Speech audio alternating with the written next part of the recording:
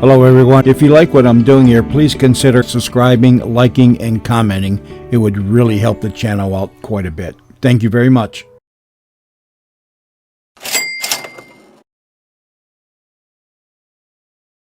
The CBS Radio Mystery Theater presents...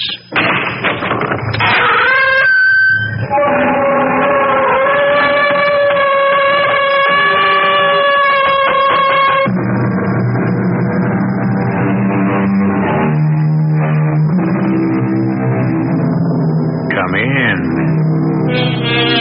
Welcome. I'm E.G. Marshall. Before you joined me, I was sitting thinking of all the murders, mayhem, and malevolence I have brought to you in the name of mystery.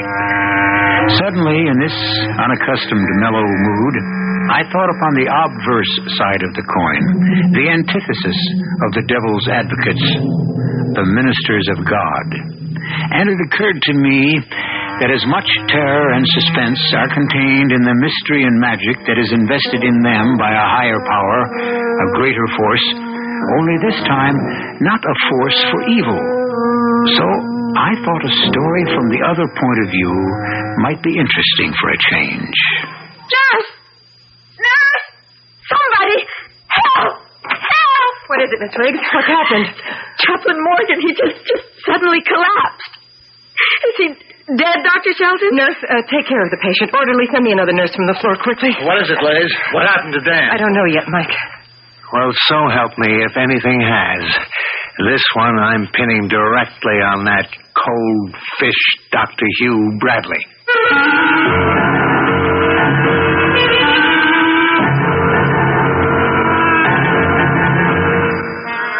Our mystery drama, He Moves in a Mysterious Way, was written especially for the Mystery Theater by Ian Martin and stars Terry Keane. It is sponsored in part by Sign-Off, the Sinus Medicines, and Anheuser-Busch Incorporated, Brewers of Budweiser. I'll be back shortly with Act One.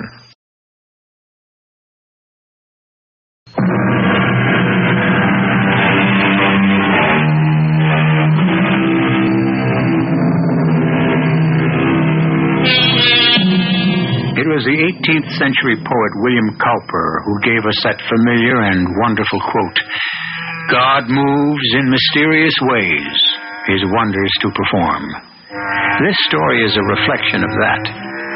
Belleville Community Hospital, though located in the town of its name, services the entire county of Fairchild.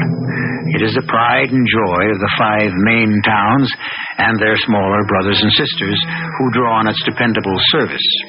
But Belleville Hospital is stretched beyond its usual adequate capacity at this moment as a result of a train wreck on the line to New York. This is Dr. Shelton. Just want to alert you, Brownie. We can expect 20 to 30 more casualties according to police estimates.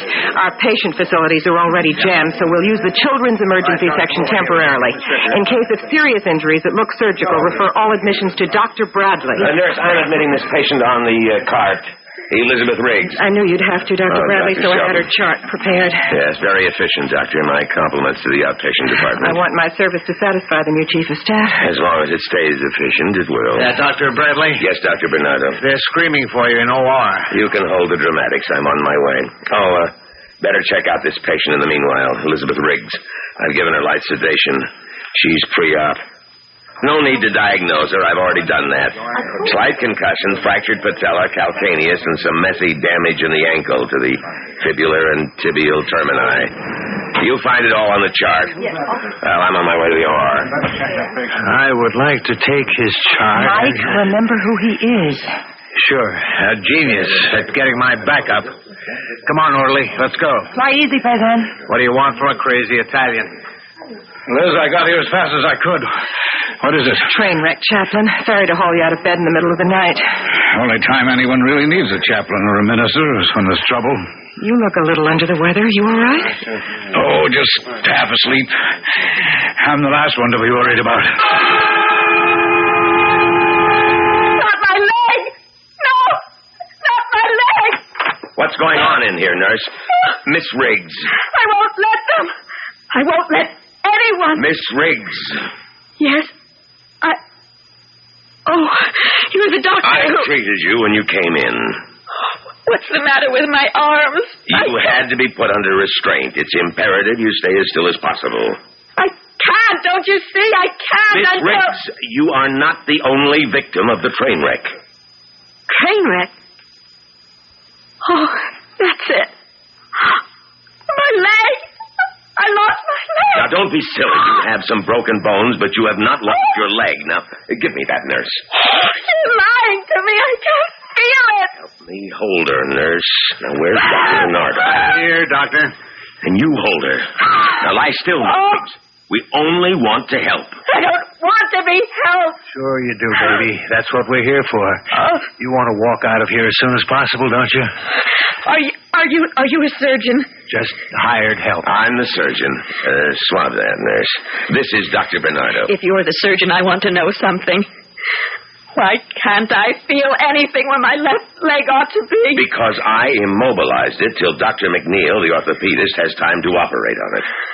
I don't believe you. I haven't time to argue. I want to see you a moment, Dr. Bernardo. Now convince this grown-up child that she has 2 good legs, will you?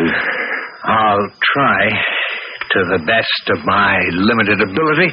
I don't ask for any more than you have to give. Why, you cold, inhuman... Nurse, bring me that hand mirror from the bureau. Surest way to convince you, Miss Riggs. Let you see for yourself. Oh, thanks, nurse. You want to pull the bedclothes back? Okay. Now, see? One of them in a light plaster bandage cast, but both where they belong. Oh.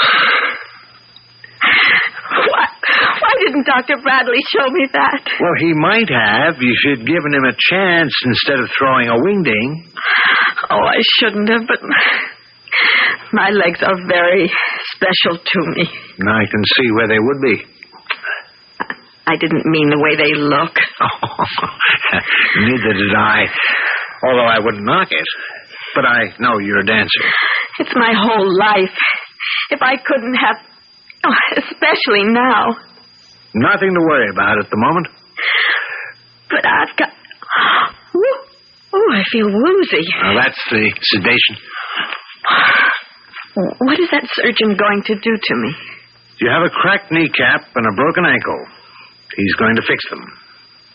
I don't want an operation. Well, we'll work that out when the time comes. You rest now and let the sedation work. I don't want to be alone. I just wish that... What? You wouldn't understand. I'm scared. I think God is punishing me, and I want to... Oh, I don't know what I want. There's a chaplain in the hospital. Reverend Dan Morgan. Real good guy. Want to talk to him? Could I? I know I can't sleep until... Would he have time for me? Miss Riggs, Dan Morgan could be drawing his last breath, and he'd hold it till he got through helping anyone who needed him.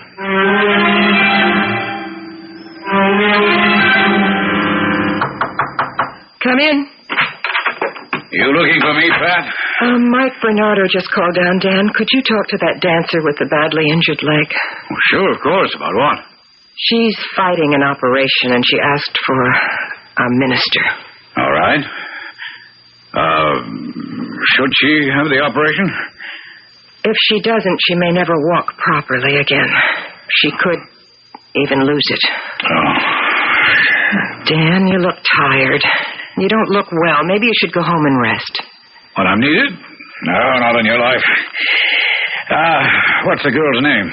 Elizabeth Riggs, room 317. A dancer, you say, huh? Yes. Ballet? Modern, I suppose, not classical. But a professional. Yes. And if the operation is successful, will she dance again? I doubt it. And more than ever, she needs me. Yes, of course I'll see her. God's will be done.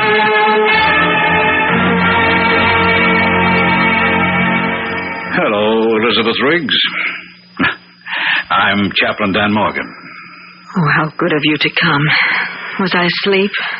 For a while. I'm sorry. It was good for you. Not good enough. I need help, Chaplain. Help? Why, Liz? I'm afraid of the operation.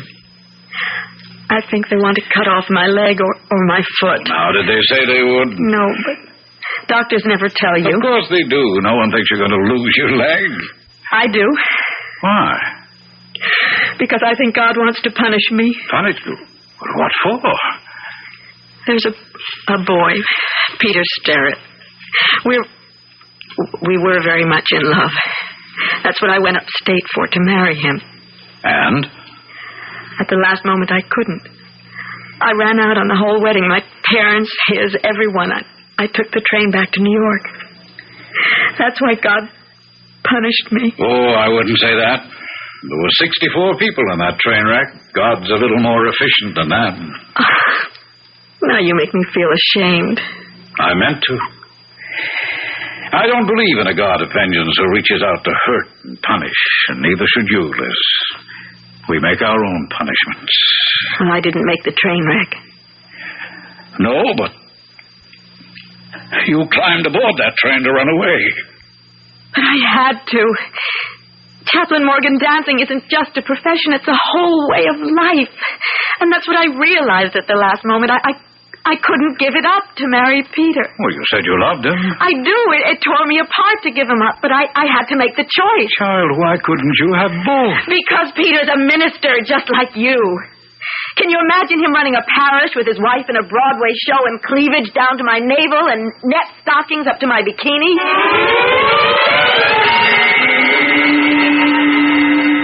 Okay, Dan, buddy boy, I'm on my way. That was Dan. He's calmed our Terpsichorean terror, and she now is ready to sign for the operation. All right, give me a form, hon, and I'll go make sure she's prepped. Here's your form. Just watch your own. Well, what's that mean? You want to be a resident in surgery, don't you? It's my life, outside of you. Me you got. Just take it easy if Dr. Bradley's the surgeon. Okay. So the guy gravels me. Now, try to stay out of his hair. Mike, he's a new broom. Give him a chance to work in. Oh, I'll be a good little soldier. Anything he can dish out, I can take. That's my boy. Just hold the good thought. Too bad it's neither sane nor sanitary for one doctor to kiss another. All right, take the wish for the deed. I love you.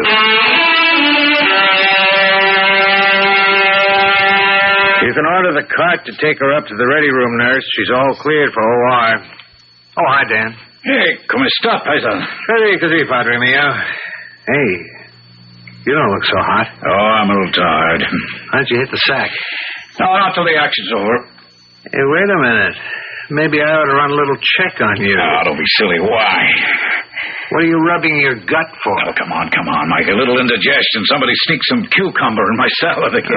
No. You don't double over like that from cucumber. I'd better take You assisting Dr. McNeil? Yes, Dr. Bradley, but... And you ought to be up in the scrub room already. Now, let's go. I was on my way, but the chaplain here needs a checkup. The chaplain can take care of himself. Has Miss Riggs been prepped? Yes, sir, but... Get in the elevator, Doctor. Yes, sir. Dr. Bradley. Yes, sir.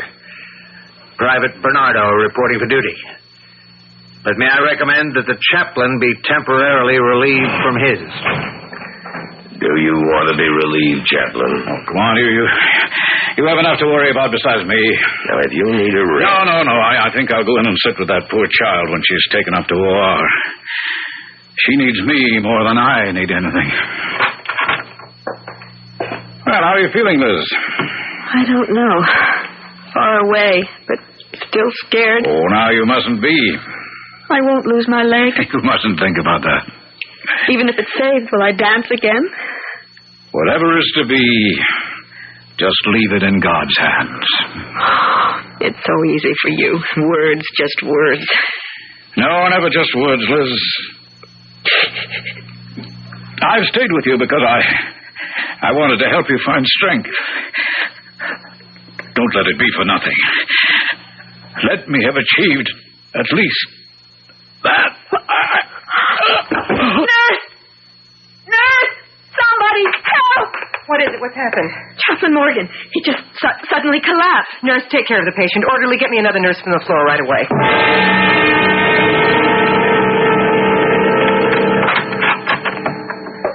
How'd the operation go? I don't know. Good, I guess. McNeil's the best bone man around, but that leg, it was a mess. How's Dan? I don't know. Running fever? Low grade, but he's still in coma. What were the symptoms when you first examined him? Oh, nothing too definite. He's got a surgical abdomen, no doubt about that. But what? Did you get blood samples? Waiting for them now. You haven't been able to bring him to at all? No. If God owes anyone a break, it's to him.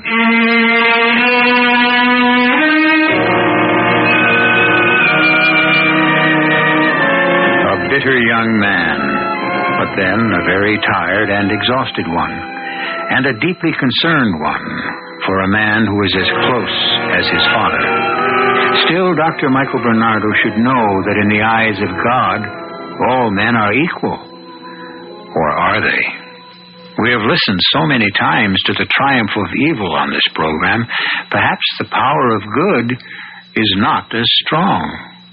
I'll return shortly with Act 2.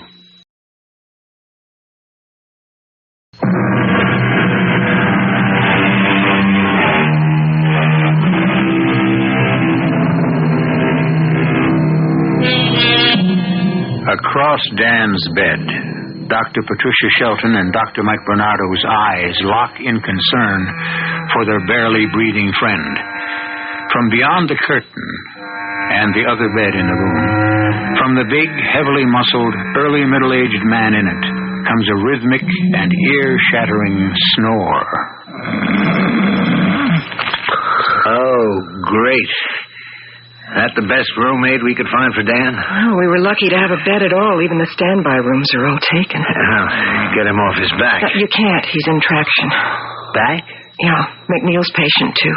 From the train wreck? No, he's been here a week or so. Oh, I'm tired. Why don't you grab some shut-eye, huh? We can't do anything till we get the tests back or Dan comes to. Go stretch out in the lounge. I'll wake you the moment the tests are back, huh? Come on, I'll walk you there. How'd the operation go for Liz Riggs? McNeil patched the knee fairly easily, but the ankle and the socket of the tibia were fragmented, plus the broken calcaneus. She'll be lucky to retain even partial mobility. Which means no more dancing. Certainly not professionally. I'd hate to have to be the one to tell her.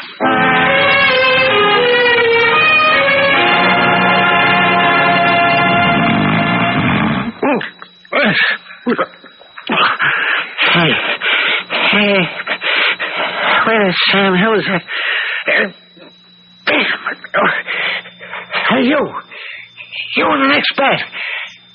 Hey, you awake? Hey, what is this, a morgue? Hey, you! What is it? I don't know what's with you, brother, but my back is killing me. I want to ring for the nurse, but the gizmo with a button just fell off of the bed.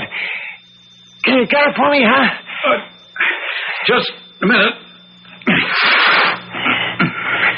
Here, I'll get the call button. Shall I ring for you, or I'll get you a doctor? Oh, forget it. I'm all right for the moment. Yes, but you're in pain. I can take it. What do you got, Mac? I don't know. I don't even know how I got here.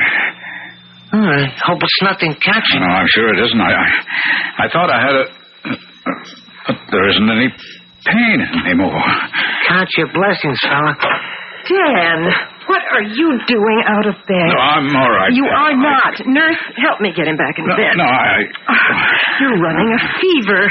And nurse, get Dr. Bernardo down here right away. He's catching a nap in the father's lounge on maternity. Dan, won't you ever take care of yourself? Hey, what's the big fuss? Who is this guy? I was right. A doctor, huh? Not an MD. He's the hospital chaplain, the Reverend Dan Morgan. A minister, for crying out loud. That's all I need.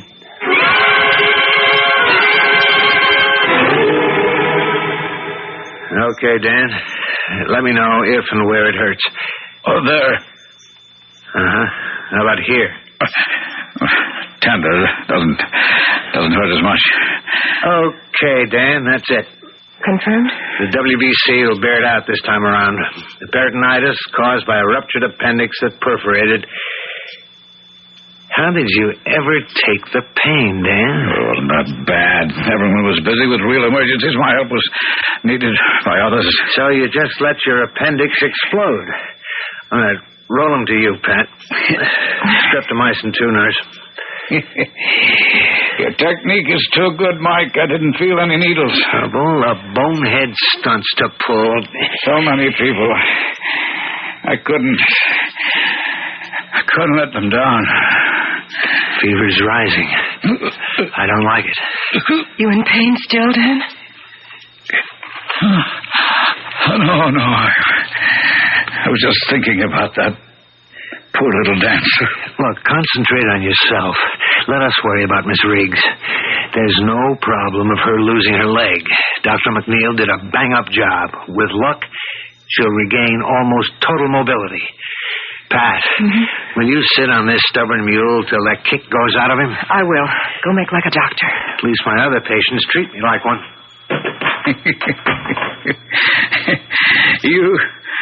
You still going to marry that crazy Italian? The first moment I can pin him down. Then I'll stick around.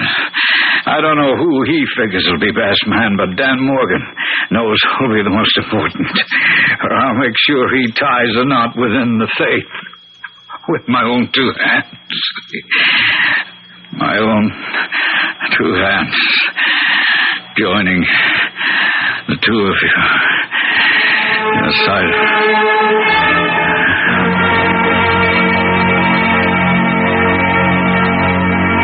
Morning, Miss Riggs. Morning, Dr. Bernardo.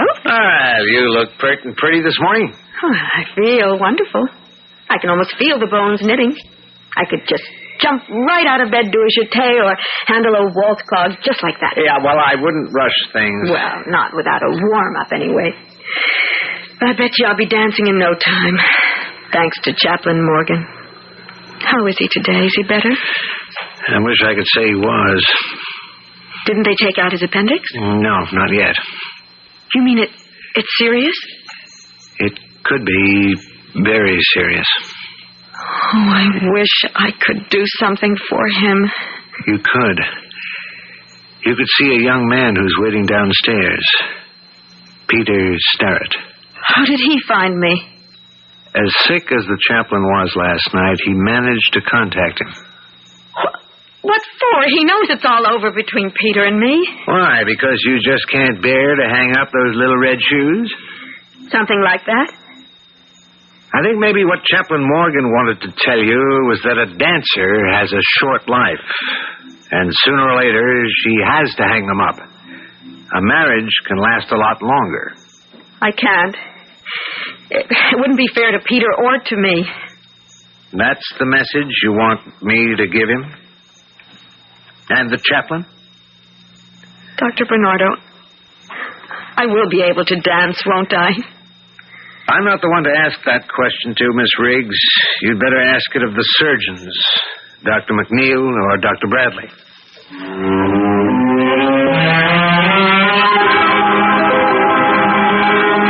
Morning, Mr. Wolf. Hey. Morning, Chaplain.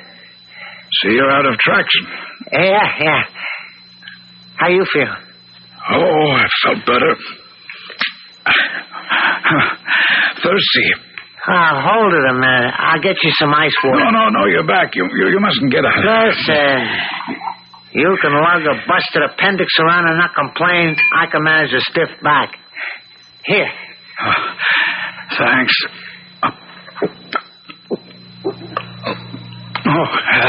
Yeah. Thanks. You want some more? Please. Yeah. That was good.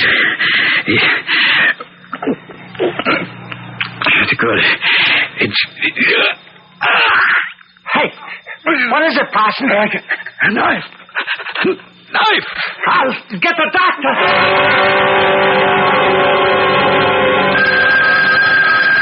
Don't answer that. It might be Peter for me. Could be a call for me, too. But if it should be Peter, I'm just not ready to talk to him. Couldn't you just let it go? Sure. Nothing so urgent it won't last till I get to the nurse's desk. I'll be seeing you, Miss Riggs.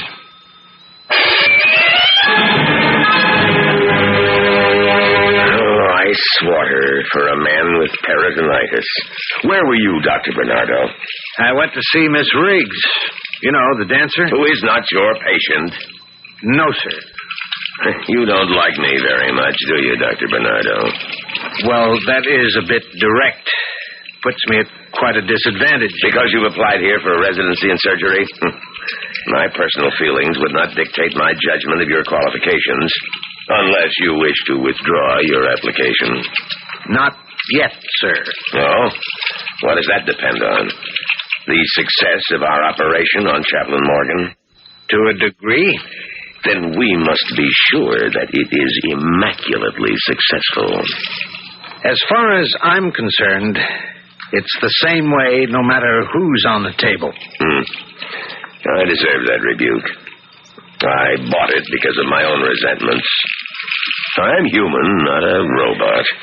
You are kind of a stickler for detail. You're damn right. A doctor can make minor mistakes which can be rectified. Isn't quite the same with a surgeon. Habit, discipline, minute attention to detail, constant vigilance and objectivity. That's what a surgeon has to pay. Still want to be one? As long as I don't have to retire from the human race. Like me? That perhaps is a personal trait, but I have some reason. You see, one surgeon's momentary carelessness, his anxiety to look up and be a nice guy and assure me everything was going well, cost me my wife, and with it a large part of me. Well, no one is very much interested in my immortal soul. Now, Dan Morgan is something else again. But for the moment, objectively, just another surgical problem. Agreed? I'll assist to the best of my ability. I'll accept that, Doctor. The patient is waiting. Shall we go?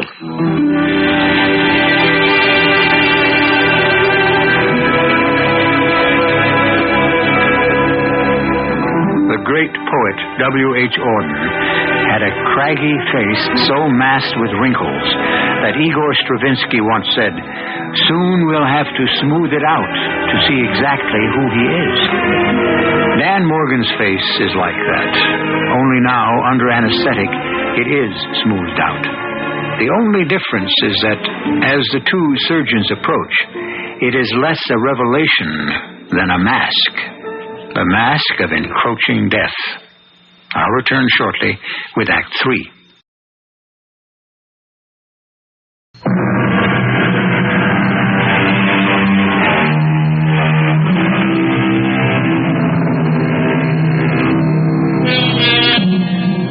The operation is completed, and the two surgeons return to the locker room, still gowned, capped, gloved, and masked.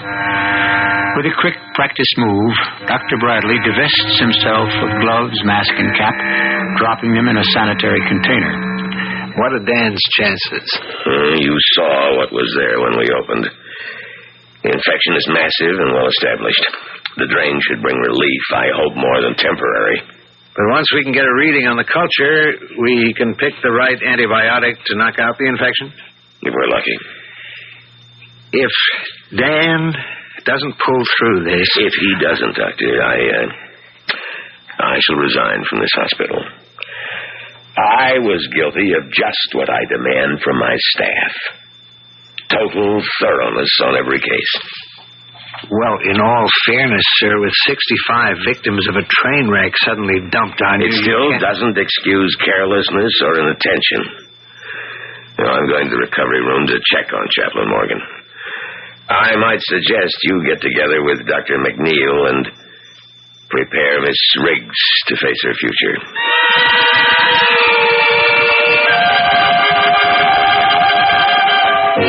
Yes, Mike, I guess I understand. Oh, he's here in the waiting room, all right, looking pretty forlorn. What? Well, I'll do my best. Yeah, okay, I'll talk to him. Hello, Reverend Sterrett.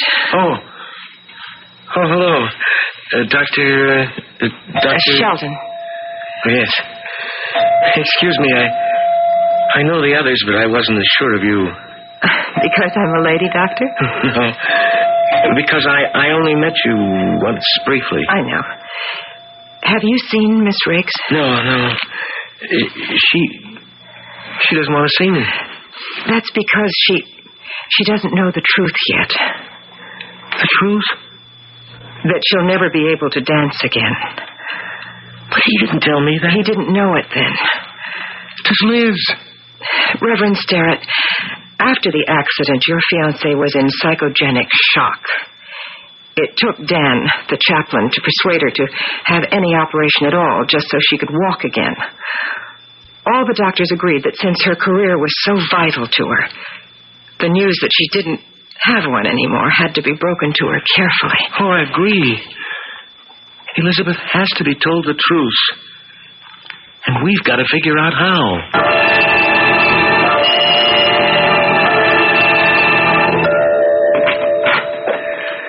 Good evening, Miss Riggs. I'm Dr. Hugh Bradley. I don't know if you remember, but I treated you in emergency and admitted you to the hospital. Yes, I remember. How soon can I dance again? Well, the first thing is to walk. As for the other, Miss Riggs, I think you'll have to make an adjustment in your mind. Now, I don't believe in hiding the truth from patients. There isn't a chance that you'll ever be able to dance professionally again. Oh, good morning, Dr. Bradley. Did you have me on page? Yes.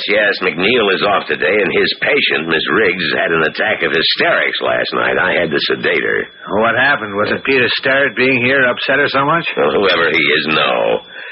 I simply told her something that should have been made clear to her from the first, that her dancing days are over.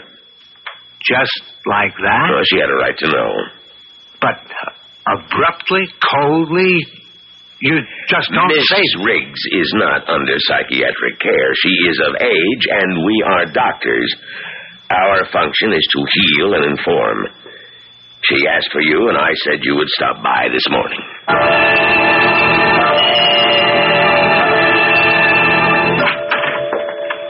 Hi, Liz. Do you want to see me? Yes. I want you to get Peter Sterrett off my back and out of here. I never want to see him again, nor any of you. Now, look, I just got the bad word about you, too. So you're not going to be Margaret Fontaine or whatever. But you're not going to be crippled either. And this way, there's nothing to stand between you and that nice guy who loves you, and... Nothing to stand between us, that's the last. Now it's worse than ever. We just don't stand a chance at all. What do you mean? Oh, you wouldn't understand. No doctor would. That's why I've got to see the chaplain. Well, all things considered, you seem in fairly good shape this morning. How do you feel, Dan? All things considered, not so hot. But I think if Elizabeth Riggs wants to see me, I must see her. Once we've licked the peritonitis, you're in no condition... I must see her to convince myself that I didn't fail. And if you did... No disgrace and failure, Mike, as long as you tried to the utmost. If I'm to be called home, let me try to go with a clean conscience.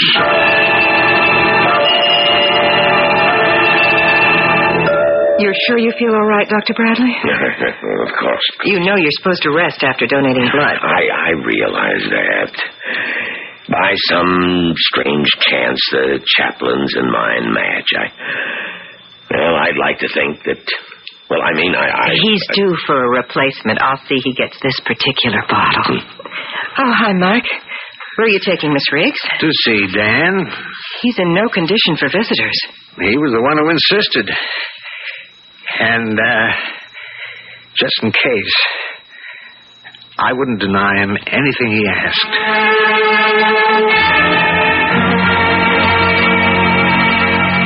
Well, I've wheeled it to you, Dan, although you shouldn't be seeing any visitors. I wonder, Doctor, if I might claim the privilege of the confessional. Well, not for long. You have less strength than you think you have. And maybe Liz and I can find a lot of it between us.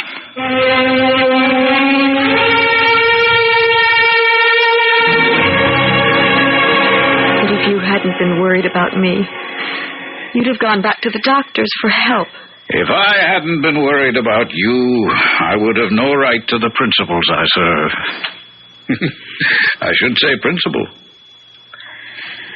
Will you still turn your back on him?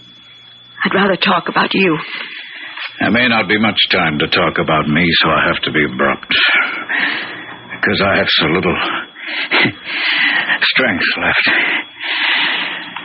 Are you going to marry Peter? I can't. More than ever now. Why? Don't you love him? I've always loved him. But I broke that love for a simple thing like a wish for a career. Chaplain, when Dr. Bradley told me that I could never dance again, of all the reactions that I had, the most definite and unshakable was that I cannot believe in a God who would take away from me the one thing that I have worked all my life to achieve. And because of that, even though it removed another, less important barrier, you can't go back to the man who loves you. Of all men, how can I?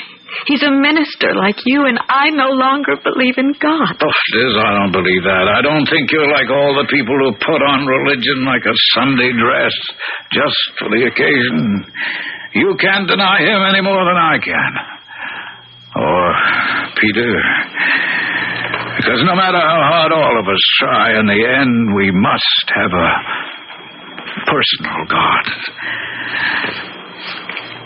Take him to your heart. How can I?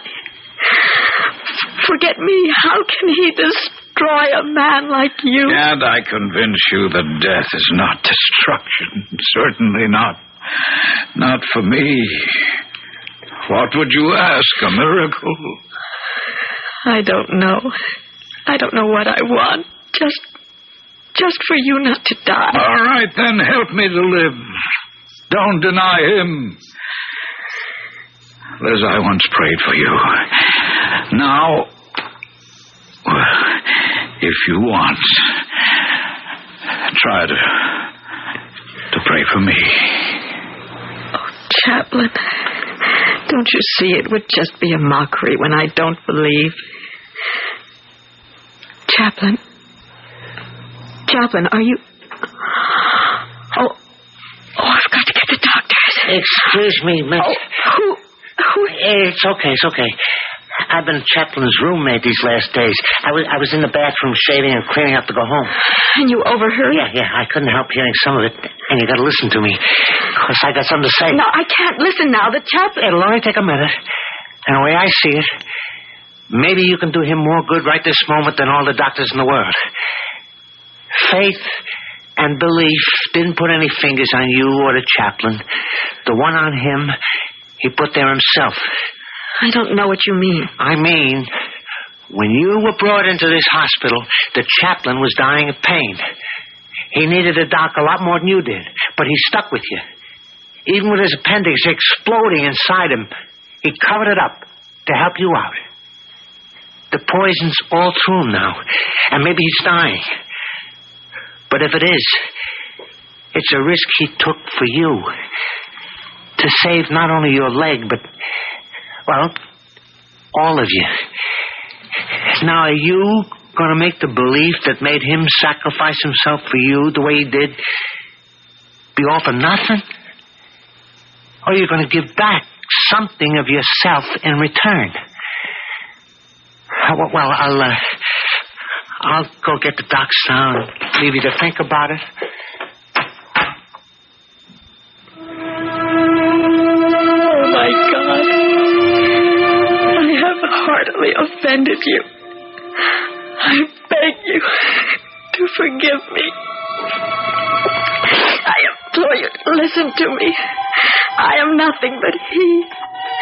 This man is so important.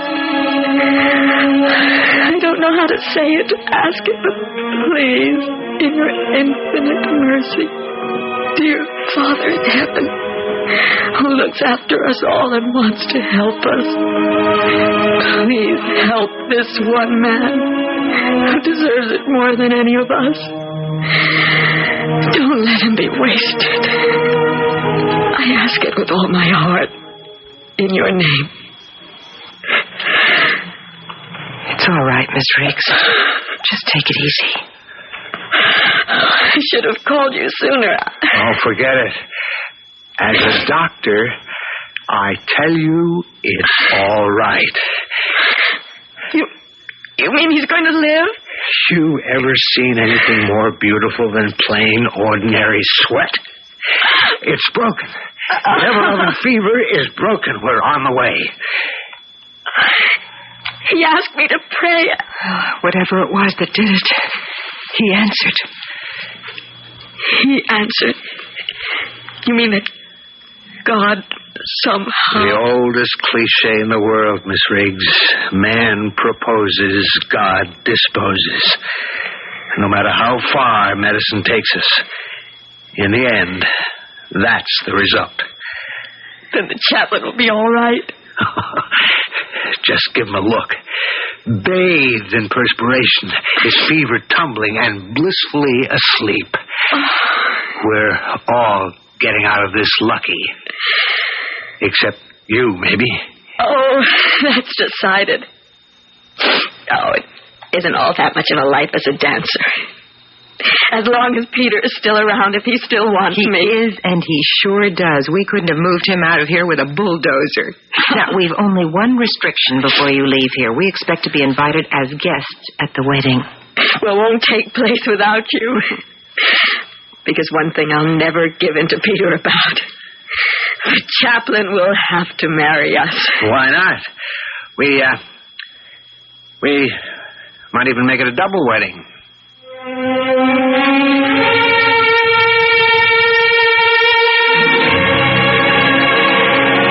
Well, there it is. No sound, no fury, but certainly a tale that signifies something. A mystery. I think it qualifies for the title. As I said in the beginning, and as you have seen for yourself, God does move in mysterious ways his wonders to perform. I'll be back shortly.